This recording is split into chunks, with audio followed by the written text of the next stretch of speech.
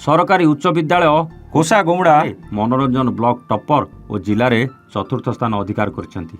चलित वर्ष मैट्रिक परीक्षा जड़े अशिक्षित तथा हाटकू हाट बुली मसला व्यवसाय करुवा जड़े रमेश पंडा नामक व्यक्तिर पुओ कोसागुमुड़ा ब्लॉक टॉपर होइछंती। से होउछंती रमेश पंडा और संयुक्ता पंडा पुओ मनोरंजन पंडा। से सरकारी उच्च विद्यालय कोसागुमुड़ा छात्र अटंती। से मैट्रिक परीक्षा सर्वमोट 600 नंबर 543 नंबर रखी ब्लॉक रे टॉपर और जिले में मोट 5 जन A1 मध्य चतुर्थ स्थान अधिकार करछंती। पिता रमेश पंडा जड़े हाट व्यवसायी होता बेले माँ संयुक्ता पंडा जड़े गृहिणी अटंती। यही सफलता से निज विद्यालय प्रधान शिक्षक पवित्र हालदार और अन्य शिक्षक शिक्षयित्री शिक्षा और मार्गदर्शन सह सम्मान्य जिलापाल शुभंकर महापात्र और जिला शिक्षा अधिकारी छत्रपति साहू द्वारा आयोजित जिला स्तरीय सुपर 100 शिविर में समस्त विषय विशारद शिक्षक और शिक्षयित्री जोगु संभव हो पारिछि बोली से प्रकाश करने सह सेमानंकु कृतज्ञता जणाइछन्ति। सेहिपरि विद्यालयर अन्य छात्र छात्री मध्य इभाजिल एडला 516 mark, Jagannath Gaud 501 mark, Sushant Pattanaik 446 mark और पुण्य कुमार नायक 485 मार्क रखी A2 ग्रेड रे पास होइछन्ति। चलित वर्ष विद्यालयर मोट 113 जन छात्र छात्री परीक्षा देथिबा बेले सेथुरु जणे A1, 4 जन A2 रे, 11 जन B1 रे, 40 जन B2 रे, 43 जन C रे, 11 जन D ग्रेड रे मोट 110 जन पास करछन्ति। समग्र जिले में पास आर 95% अधिक थिबा बेले एही विद्यालयर पास आर 97% अधिक रही। सरकारी उच्च विद्यालयर कोसागुमुड़ा ए सफलता पई स्थानीय अंचल रे बेस खुशीर लहरी खेली जाइछि।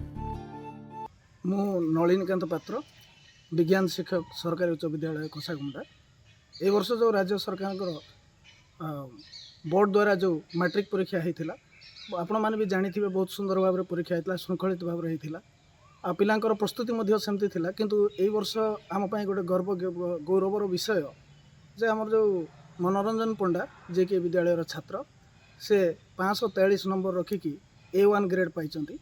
आउ सबुठ बड़ कथा है आज्ञा ए वर्ष ए जिले में मोट 5 जन A1 पाइचंती। ता भितरे मनोरंजन पंडा अन्यतम। आउ छात्रटा बहुत श्रृंखलित, से बहुत समय परिश्रम करे। जो सब्जेक्ट टीचर माने रही जिते जहाँ ताकू गाइडेंस करती से अनुसार से निजक प्रस्तुत करे। तेणु निश्चित भाव में तार परिश्रम आउ विद्यालयर अन्य शिक्षक शिक्षयित्री मान प्रचेषा द्वारा से सफलता पाई। प्रथम तो आप मीडिया भाई मान प्रथम धन्यवाद ज्ञापन कर मनोरंजन पंडा जोटा बर्तमान एवं आम स्कूल तो माने हाई स्कूल टॉपर होती जहाँकि ओनली कोरापुट आम नवरंगपुर जिलार चतुर्थ स्थान अच्छी। पिलाटी मु देखी आम साई भितर बाल्यकाल से पिलाटी अति नम्र और माने बहुत सुंदर पिलाटी पाठ पढ़ार से बहुत आग्रही थिला।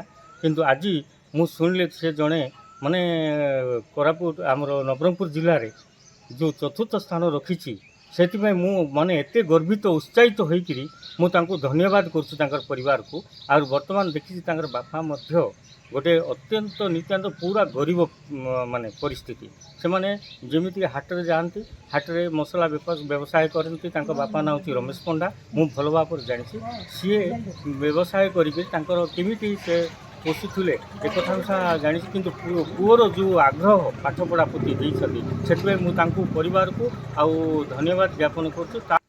प्रथम मो ना हूँ मनोरंजन पंडा आउ मो माँ को ना हूँ संयुक्ता पंडा और मो बाबा को ना हूँ रमेश पंडा।